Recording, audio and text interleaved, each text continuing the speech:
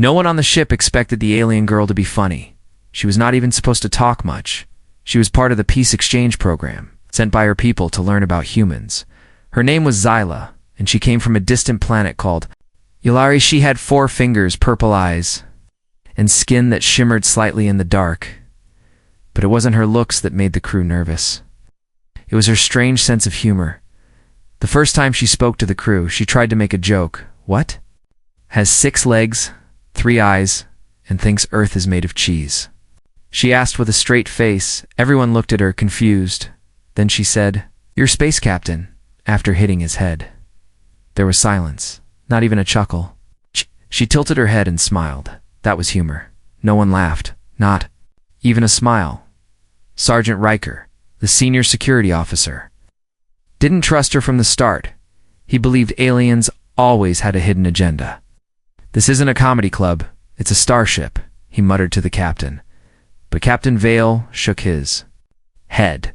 "Orders are orders, Riker," he said. "She's here to learn about us. And we're here to show her what humanity means." Riker didn't like it, but he followed orders. Zyla walked through the ship with a small data pad, recording everything. She asked strange questions. Why do humans laugh when someone slips and falls? Why is knock knock funny when no one is actually knocking?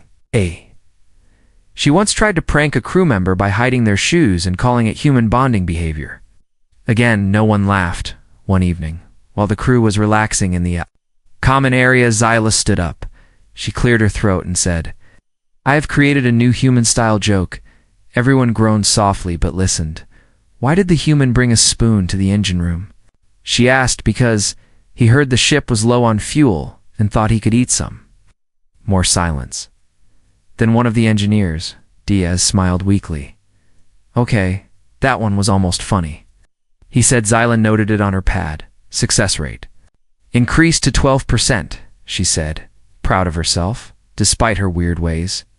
She never disobeyed any rules. She helped with repairs, ran scans, and even joined a survival drill slowly. The crew started getting used to her. They didn't laugh at her jokes, but they laughed around her.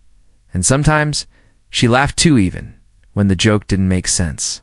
But things changed during the mission to Sector 9. The Horizon was sent to investigate a silent colony, one that had suddenly stopped sending signals. As they approached the planet, Zyla suddenly looked up from her pad. "Do you know what's worse than a quiet colony?" she asked. "No," said Riker coldly. "A colony that's quiet because no one is left to scream," she said, then smiled. The crew stared at her, shocked. "That's not funny," whispered the pilot. Zyla tilted her head again, confused. "I thought it would be," she replied. "Is it not dark humor?" Minutes later, as the ship scanned the surface, they found the colony destroyed. No survivors. Only burnt buildings and silence.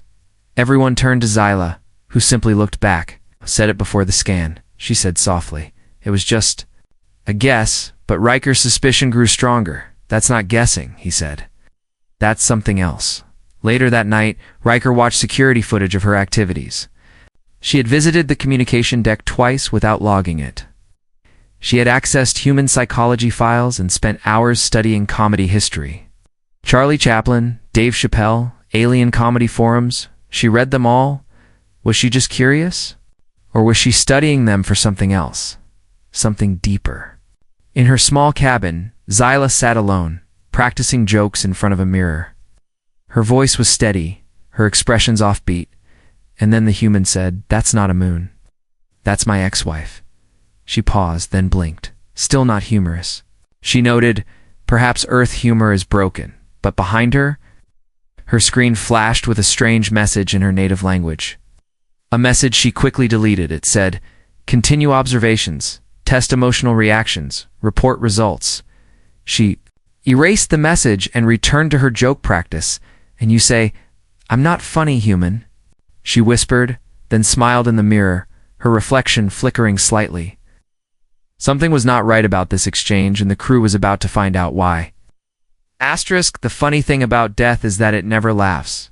And that night, Sergeant Riker couldn't either. He sat alone in the dark observation deck.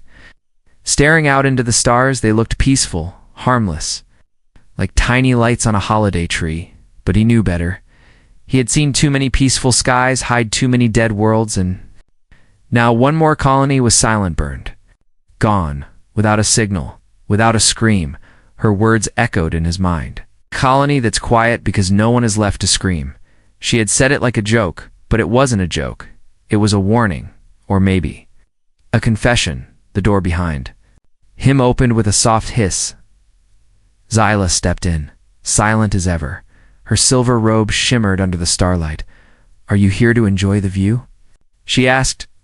Riker didn't turn. "No," he said. "I'm here to remember what peace looked like before you joined us." She tilted her head, trying to understand the insult. "I was told humans enjoy wordplay," she said. That sounded like sarcasm, perhaps anger. Riker finally turned to face her. "Where did you learn that line?" he asked. "The one about the colony, I made it up," she replied. "Is that not what comedians do?" Riker didn't believe her. He wanted to believe she was just weird, just socially broken. But something inside him whispered louder now. She knew more than she was saying. And maybe she wasn't the only one later that day. Captain Vale called for a crew meeting. The room was full, but quiet. Everyone felt that something was wrong. The colony was destroyed 3 days ago. Vale said, "No distress call, no survivors, no signs of attack from orbit. I think it was something internal then." Zilla raised her hand. "If it was internal, that means the danger is not outside," she said. The room turned cold. "Are you suggesting sabotage?" Someone asked. Zyla nodded. "Serious, possibly," she replied. "I read that in human thrillers. The enemy is often among the crew." She looked around, smiling gently. Classic twist. Nobody laughed. Riker stood up. "Enough." He said, "This isn't a game, this isn't a movie, and you're not a stand-up comic." Zyla looked surprised. "But your species is defined by its humor." She said, "Laughter is your medicine, your weapon, even your mating signal." "That doesn't mean we joke about death," Riker growled. The meeting ended in silence. No one spoke as they left the room, but the damage was done. Some of the crew now looked at Zyla with curiosity, others with fear, even Diaz, who had once smiled at her joke, now avoided her eyes. Riker went straight to the cum room and pulled security logs. He checked who had accessed colony records in the last few days. Okay. Zyla's name appeared 3 times before they had even been assigned the mission. She had studied that colony before it vanished. He checked the ship's AI logs next. Zyla had requested information on psychological manipulation using humor. That didn't sound like a joke anymore. He stormed down the hallway to her room, but the door was already open. Inside, Zyla was floating midair, doing slow flips. A peaceful, alien meditation, she called it. "You were in the colony files," Riker said without waiting. "Yes," she answered, not even surprised. "Why?" "I study emotional response," she said, landing softly. "A silent colony has strong emotional value for your kind." Riker stepped closer. "Are you saying you used it to test us?" "No," she said, blinking. "I used it to understand you. That's not the same thing." He snapped. "I know," she replied, "but the result is the same." He didn't know whether to arrest her or thank her, and that made him angry. Before he left, she said one more thing. "Human. If I say something dark and you laugh, does that make you cruel or just scared?" He didn't answer, because he wasn't sure anymore. Later that night, Zyla recorded a message on her pad, test complete. She whispered in her alien tongue, "Humans respond strongest when fear and humor are combined." But then she paused. She erased the message and stared at her reflection. A new thought had appeared. Something strange, something human. Maybe she wasn't just studying them. Maybe she was becoming one of them. Her reflection smiled back, just slightly, and you say, "I'm not funny, human," she whispered again. This time there was something behind the smile, something real, something dangerous. The lights went out at 3:17 ship time. No alarm, no warning, just silence. A deep, suffocating silence. The kind that fills your ears and makes your heartbeat sound too loud. Then the emergency lights kicked in, bathing the corridors in red. It felt less like a ship, and more like a haunted house drifting through space. Sergeant Riker was the first to respond, grabbing his weapon and heading straight to engineering. Halfway there, he heard it, a laugh, high-pitched, echoing through the vents. It wasn't human, but it wasn't exactly alien either. It was something in between. Something that didn't belong. The crew gathered near the control hub with confused faces and nervous hands. Diaz was already sweating. Was that Zyla? He asked, because if that was her laugh, I'm out. No, Riker said, that wasn't her. But he wasn't sure. Moments later, Zyla entered calmly, holding a glowing orb in one hand. This is not my fault, she said quickly. Then whose is it? Captain Vale asked. Frustrated, Zyla pointed to the lights. The ship's AI core is running something it shouldn't be. She said, a file with no source? Riker narrowed his eyes. You mean a virus? No, she replied. Something stranger. She paused, then added, it's trying to tell a joke. Nobody responded. What? Diaz whispered. Zyla walked to the console and plugged in her translator. The AI is looping a sequence. She explained a joke in binary, over and over again. Can jokes crash a ship now? Vale asked, not amused. Zyla nodded. Serious, if no one laughs? Yes, it sounded insane. But everything about her had been insane since the day she arrived. The AI had absorbed some of her data files, humor archives, alien comedy logic. Now, it was stuck in a loop, trying to process something that had no answer. No punchline, a joke with no end, just laughter in the dark. Shut it down, Riker said. We can't. Diaz replied, typing fast. It locked us out. Zyla stepped forward. I can try, she said, but I need to speak to it directly. Vale hesitated, then nodded.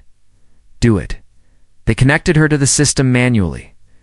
She stood still, hands on a glowing console, eyes flickering with code. Hello, AI, she said calmly. Do you know who I am? The console buzzed, lights dimmed, and a robotic voice replied, Comedian unit detected. Riker raised an eyebrow. You're a what now? Zyla didn't look at him. Later, she said. The AI continued.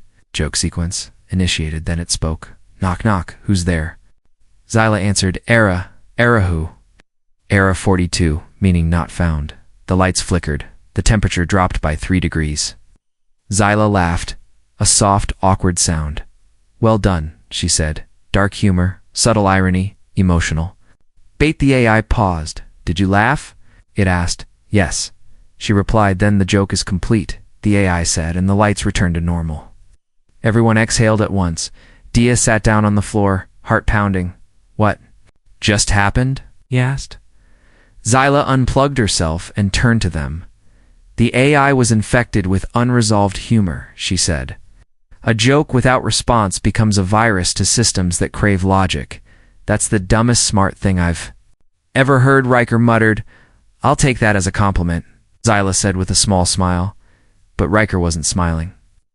This wasn't just about jokes anymore. He pulled Zyla aside while the rest checked the ship.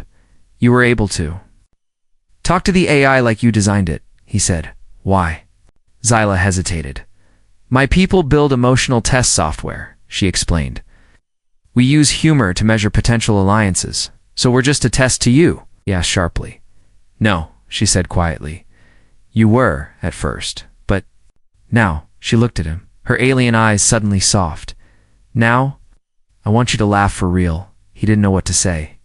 He didn't even know what to feel, but something in him shifted. Just slightly later in her quarters, Zyla updated her journal. Humor accepted, she wrote. Trust forming. Then she added something new. Self-response. Unexpected. Emotional attachment detected. The AI joke had ended, but a new one had begun, not written in code. Not in logic, but in something more chaotic, more human, and maybe more dangerous. Asterisk, they found the joke written on the wall. Not in ink, not in paint, but in frost, thin, icy letters, spreading across the inner hull of Engineering Deck 3, just one line glowing under emergency light. Why did the human cross the airlock? No answer, no one laughing, just a broken silence. The kind that tastes like metal and fear. Sergeant Riker stared at the message with tight jaws. Tell me she didn't write that, he growled. Captain Vale didn't answer. He couldn't. Minutes earlier, The horizon had dropped into an unmarked gravity field. Everything shook, power flickered, systems failed. They barely escaped being crushed by a force they couldn't even see. And now, this another joke, another message, another mystery. Zyla arrived moments later, eyes wide with surprise. "This wasn't me," she said quickly. Riker didn't believe her. He wanted to. And that scared him even more. Diaz scanned the wall. "No human tool could have done this," he said. "This ice is forming at near quantum temperature." Zyla stepped forward, studying the letters. "This is Yalari humor tech," she whispered. The kind used for memory triggers. Riker stepped between her and the wall. "What does that mean?" "It means someone, or something, wants us to remember something that hasn't happened yet," she said. The crew looked at her like she was insane. But she was calm. Too calm. They returned to the control deck where the AI was behaving strangely. Again, screens flickered between old sitcom clips. Warning codes, an alien script. Zyla connected her pad and began translating. The message was short. "Punchline incoming." "Punchline to what?" Riker asked. "The joke," Zyla replied. "But I don't know who's telling it anymore." Suddenly a proximity alert sounded. Uncharted object approaching fast. Not a ship, not a meteor, but something in between, organic shape, moving. Like it's thinking, the ship shook again as the object latched onto the outer hull. The cameras showed it, a large dark mass with glowing threads. It pulsed with energy, almost like it was breathing. "What is that?" Vale asked. Zyla's eyes widened. "That's a neural anchor," she said. "My people use it to link minds. Cross stars, but why is it here?" Riker asked. She paused, then said something that chilled the room to finish the joke. Everyone stared at her. She stepped forward slowly, hands raised. "I need to go to the observation dome," she said. "Alone." "No way," Riker replied. "You're not walking into that thing by yourself, you don't understand." She said softly, "If I don't answer the punchline, someone else will. And they'll die laughing." It sounded crazy. But nothing about this journey had been normal. Captain Vale gave her permission, but sent Riker to follow from a distance. He didn't argue this time, not anymore. Zyla entered the dome, stood before the pulsing mass, and placed her hands on the glass. She whispered something in her own language. The mass responded with a flicker, then began changing shape, twisting into letters, symbols, and finally, a face. Her face. Riker watched from the shadows as the alien image spoke in a distorted version of her voice. "Why did the human cross the airlock?" Zyla took a breath and answered, "To see if the universe would laugh back." The mass pulsed once, then detached, just like that. It vanished into space. Power came back online. Lights stabilized. Systems returned to normal. Everything was quiet, until Riker stepped out of hiding and said, "That wasn't funny." Zyla turned, smiling gently. "It wasn't meant to be," she said. "It was meant to finish." They walked back in silence, the tension still heavy in the air. Once back in her cabin, Zyla stared at her reflection. Again, only this time, her face looked tired, almost human.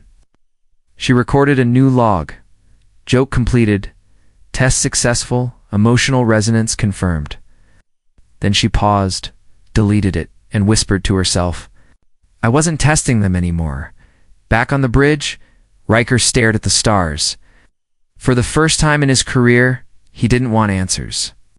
He just wanted the next day to come without another joke. But deep inside, he knew the punchline was only the middle, not the end.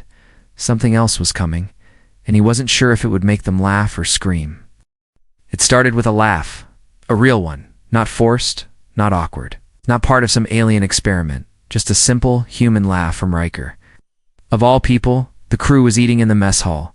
Silent after the last incident, stress hung in the air. Like steam, then Zyla sat down, holding a tray upside down, spilling soup on herself. "I've failed at basic human food protocol," she said flatly. Everyone stared, unsure whether to help or wait for another weird joke. But Riker, tired and half asleep, let out a short laugh, and to everyone's surprise, it was genuine. Zyla blinked, looked at him, then smiled. "Laughter detected," she said. updating record. The whole table chuckled, not at the joke. But at the moment, for the first time, she wasn't trying to be funny. She just was. Later that day, Riker found her in the engineering bay, helping Diaz repair a sensor grid. "You know you're getting better," he said casually at repairs. "No," he said, at being funny. She looked confused. "I wasn't trying today." "Exactly," Riker replied. "That's why it worked." They ended up walking the lower deck together, just talking about food, gravity boots, ugly ship uniforms. Zila told a story about how her people think humans wear clothes because their bodies leak emotions. Riker laughed again, and Zila tilted her head. "That one was intentional," she said, almost proud. Then things got quiet. Zila paused at a window, looking out into the stars. "Can I ask something?" she said softly. Riker nodded. "What does it mean to be afraid and still smile?" He leaned against the wall, thinking. "It means you're alive," he said. "It means you're stronger than the fear." Zila didn't speak for a while. Then she whispered, "We don't do that on my planet." Later that night, Riker couldn't sleep. He kept thinking about her jokes, her voice, her silence. Something about her had changed. Or maybe he had. So he did something he never thought he would. He searched the ship's backup servers for her original arrival files, official bios, species reports, cultural notes. What he found made his blood run cold. The file wasn't about a peaceful exchange. It was labeled Field Prototype, Emotional Interface Unit 3X14. Not a diplomat, a test subject. She was sent to measure emotional impact before full contact between species. To push humans, stress them, observe their reactions to fear, to love, to humor. He stared at the screen, heart pounding. She wasn't just here to learn. She was here to trigger something. Something emotional. Something human. He confronted her. The next morning, alone in the observation dome, she was looking at Earth through the long-range lens. "It's beautiful," she said before turning around. "Why didn't you tell me?" he asked, holding up the file. Zila didn't flinch. "I was not allowed," she said. "You were not supposed to find out. You were testing us," he said quietly. "At first, yes," she replied. Then, stopped being a test. She stepped closer, eyes softer than he'd ever seen them. "I started laughing. For real," she said. "I started caring." Riker shook his head, torn between anger and something else. "And we were just data to you." "No," she said. "You were more than data. You were the punchline I didn't expect." That line hit harder than it should have, and for a second he didn't know what to say. Then the emergency alarm rang, another unknown signal this time. Coming from Earth's direction, a warning, or maybe a response. Captain Vale called the crew to action.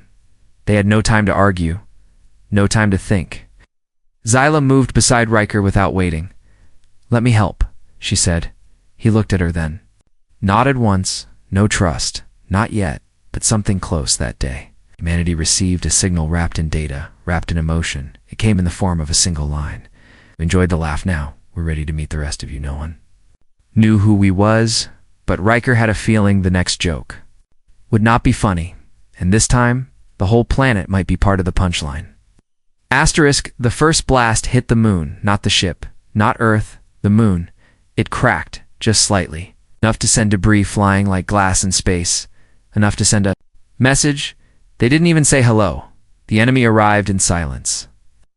5 black ships, sharp as blades, floating just outside Earth's orbit. No flag, no name, no warning, just a symbol. A broken circle, painted in red. Sergeant Riker stared at the screen, fists clenched. "Who are they?" he asked. Captain Vale didn't answer, because no one knew until Zila stepped forward. Her face paler than ever there from the Vel, she said, "My people's oldest rivals. Thought they were gone." "Well," Riker said. Coldly, "They're not." The horizon received one message. It wasn't words. It was a recording of humans laughing, crying, screaming. Clips taken from Earth broadcasts, movies, social media, played back out of order, distorted, as if someone tried to understand human emotion and got it horribly wrong. "They're mocking us," Diaz whispered. "No," Zila said, her voice flat. "They're preparing." The crew didn't understand. Zyla explained. The Vel can't process emotion. They fear it, she said. They see laughter as noise, fear as weakness, love as malfunction. So why are they here? Vale asked. To erase the joke, Zyla replied. Inhumanity is the biggest one in the galaxy. The crew went silent. Riker turned to Zyla. Do you have a plan? She nodded. Yes, but you're not going to like it. She stood in.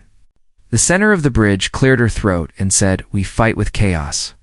We fight with humor. Riker blinked. You want us to? What? Tell jokes to warships. Not jokes. Zyla said, surprise, randomness, irrational choices, things the Vel can't process. Things humans do naturally. The idea was insane, but it was also their only shot. Within minutes, the crew got to work. They programmed drones to dance in the air, played confusing music at high volume, and broadcast strange human videos, cats wearing glasses, babies laughing, politicians singing. The horizons spun in unpredictable patterns, mimicking drunk flight. And in the middle of it all, Riker stood on the cum deck. Wearing a rubber chicken hat, reading Shakespeare in a cowboy accent, the Vel did not attack. They hesitated. Their logic-based targeting systems couldn't handle the nonsense. Their weapons paused, trying to make sense of the patterns. It was like trying to solve a riddle written by a madman. Zyla smiled. It's working, she whispered. We're making them uncomfortable, but it didn't last. One Vel ship launched a pod directly at the horizon. Too fast, too direct, no more waiting, no more analyzing. The pod crashed into engineering deck 2. Fire spread, oxygen leaked, alarms screamed. The crew rushed to contain it, but the damage was real. Zyla ran into the flames with Riker behind her. They shut the doors manually, sealed the breach. Barely escaped, breathing hard, Riker looked at her. This funny plan of yours better have a punchline. Zyla looked at the fire behind the door and said, It does, but only if you trust me one last time. Overrode every control and broadcast one final message to the Vel, a live performance of her, standing alone in the observation dome, she told. A story. Not a joke, not a speech, a true story of how she once believed emotion was a flaw, of how she thought laughter was a defense, not a connection. But then she met humans and learned that to laugh is to live, even when everything is falling apart. She ended the message with one line, And you say I'm not funny, human? The signal cut, and for a full minute, nothing happened. Then the Vel ships turned. Slowly, silently, and disappeared into the void. They didn't explode, didn't reply, didn't even say goodbye. They just left, as if their code broke. As if the punchline had finally hit too hard. Back on the ship, Riker sat beside Zyla in the dark. He was bruised, burned, and tired, but smiling. You just saved Earth with a story, he said. Zyla looked at him. No, she whispered. We did. It began with silence, but not the cold kind. Not the kind that feels like something died. This silence was warm. It was peace. The Vel were gone. Earth was safe, and for the first time in weeks, the horizon wasn't spinning, burning, or glitching. It was just floating quietly as a ship should.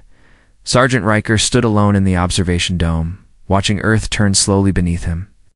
Blue and green and full of noise, he held a steaming cup of something almost like coffee. He didn't even like coffee, but today it felt right. Footsteps behind him, Zyla, wearing a jacket 2 sizes too big, and a pin that said, I tried to be funny, and all I got was this shirt, a gift from Diaz. She didn't understand it, but she wore it anyway. You're quiet, she said. Stepping beside him, so are you, he replied. That's rare for both of us. They watched the stars together, no words for a while, just breath and gravity and the hum of a ship that wasn't dying. Are you leaving soon? Riker asked. Finally, Zyla nodded. My people are sending a transport, she said. They say I completed the test, and I told them. I failed it. Riker turned to look at her. You saved us, yes, she said, but I was supposed to study humans from a distance. Without forming attachments, she smiled gently. I don't think I was designed. For that, a quiet chuckle escaped Riker's throat. I don't think we were designed for half the stuff we end up doing, like wearing ridiculous hats in the middle of battle. Exactly, he said. Laughing harder, she reached into her pocket and handed him a small device. What's this? A humor core, she said. It contains every joke I've collected on this ship.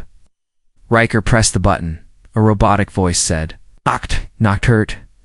Try again. They both laughed. Later that day, the crew gathered in the hangar bay, not for a mission, not for a briefing, but to say goodbye. Diaz gave a thumbs up. Vale offered a rare smile. Someone played music that didn't quite fit the mood, but somehow felt perfect. Zyla stood at the center, trying to mimic a human. Bow. It looked like she was about to fall over. Everyone laughed. You're really going? Riker asked one last time. I have to, she said, but I'll remember everything, even the soup incident. Especially the soup incident. She smiled. She stepped into the shuttle. The door began to close. But just before it sealed, she leaned out and said, And you say I'm not funny, human? Then she disappeared into the stars. Weeks passed. The horizon moved on to new missions. The universe kept spinning, but sometimes, late at night, Riker would find himself chuckling alone at nothing, at everything, at the memory of an alien girl who tried to be funny and ended up saving the world. Back on Earth, a message arrived. No return address, no ship ID, just a short video file in it. Isla stood in front of a strange alien crowd holding a mic. She smiled awkwardly. Why did the human fall in love with the alien? She asked. The crowd leaned in because she made him laugh. Silence, then laughter. Real laughter. The message ended with one line on screen. Joke. Complete mission. Evolve, and somewhere out there, in the endless dark, an alien. Girl was still telling stories, still chasing laughter, still learning how to be human, one terrible joke at a time.